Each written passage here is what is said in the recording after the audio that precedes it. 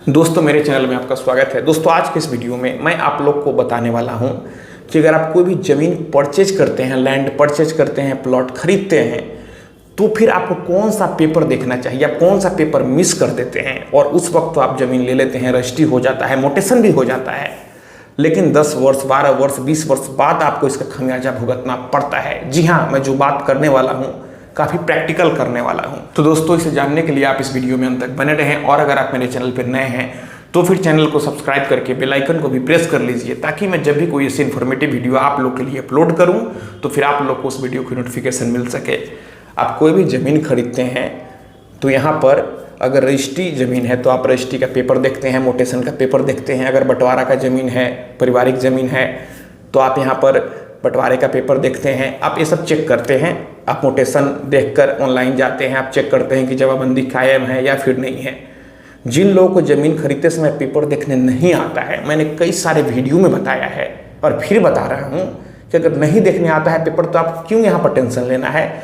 आप बैंक से लोन उस प्लॉट पर करा लें, फिर उस ज़मीन का हर पार्ट बैंक का जो पैनल एडवोकेट होंगे वो सारा चीज़ चेक कर लेंगे। अगर ज़मीन सही होगा तो लोन हो जाएगा और अगर ज़मीन सही नहीं होगा तो लोन नहीं होने वाला है, क्योंकि आप जिससे ज़मीन खरीदते हैं वह पूरा फुल कॉन्फिडेंट में आपसे बात करेगा कि यह ज़मीन पूरा सही है, आपको जहाँ पेपर चेक कराना है करा लीजिए, आप चेक कर लीजिए। लेकिन कई सारा यहाँ पर टेक्निकल चीज़ होता है जो कि आपको समझ नहीं आता है। तो यहाँ पर अगर आप लोन कराते हैं तो बैंक का जो भी पैनल एडवोकेट होते हैं वह सारा चीज़ अपने स्तर से चेक करते हैं और बैंक को अपना ओपिनियन बताते हैं, अपना लीगल रिपोर्ट बैंक को सौंपते हैं। अगर उनका ओपिनियन उस ज़मीन से पॉजिटिव होता है तो ही बैंक लोन करता है। यहाँ चीज़ें हो गया। अब कौन सा पेपर आपको चेक करना चाहिए? दोस्तों आप कोई भी ज़मीन खरीदें तो उस ज़मीन का खतियान जरूर चेक करें, क्योंकि खतियान जो होता है उस ज़मीन का स्वरूप बताता है, उस ज़मीन का प्रकार बताता है कि वह ज़मीन रेती है, गरमजरुआ है, बकास्त है, भूदान है, उस ज़मीन का स्वरूप क्या है। क्योंकि कई सारे जो सरकारी किस्म के ज़मीन होते हैं उसका भी मोटेशन हो जाता है, उसका भी जमाबंदी हो जाता है, आपको उस वक्त नहीं पता चलता है और कई वर्ष बाद जब सरकार यहाँ पर नोटिस जारी करती है तो आपको पता चलता है। लेकिन आप पहले ही खतियान देख लेंगे तो फिर आप सचेत हो जाएंगे, आपको ज़मीन का स्वरूप पता चल जाएगा। अब कई बार आप जिससे ज़मीन लेते हैं उससे खतियान की मांग करते हैं तो आपको खतियान नहीं देता है। उसका कहना होता है कि खतियान मेरे पास है ही नहीं, खतियान फट गया है।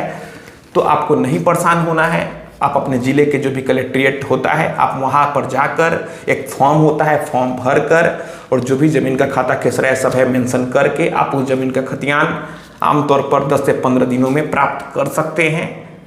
तो यहाँ पर मैं ओवरऑल यही कहना चाहता हूँ कि आप कोई भी ज़मीन खरीदें तो आप सारा पेपर तो चेक करें ही करें, आपको खतियान जरूर चेक करना चाहिए। अगर आप जिससे ज़मीन ले रहे हैं अगर वह खतियान नहीं देता है तो आप उससे बोले कि आप खतियान निकाल कर दीजिए, या फिर आप भी अपने ज़िले का जो भी कलेक्ट्रेट होता है आप वहाँ से खतियान निकलवा सकते हैं। यहाँ पर आपको ज़मीन खरीदते समय घबराना नहीं चाहिए, नर्वस नहीं होना चाहिए। बगल वाला बंदा कितना भी हड़बड़ाए आपको नहीं हड़बड़ाना चाहिए, क्योंकि ज़मीन लेना कोई छोटा मोटा यहाँ पर डील नहीं होता है। आपका पूरा जीवन का जो सेविंग होता है आप उसमें वहाँ लगाते हैं। तो दोस्तों मैं आशा करता हूँ आपको वीडियो पसंद आई होगी। अगर मन में कोई भी सवाल है तो आप नीचे कमेंट बॉक्स में कमेंट करें और अगर आप हमसे सीधे जुड़ना चाहते हैं, फ़ोन से बात करना चाहते हैं, मन में कोई भी सवाल है तो फिर आप हमें इंस्टाग्राम पर फॉलो करें। मेरा इंस्टाग्राम पर यूजर नेम है Pritesh1584।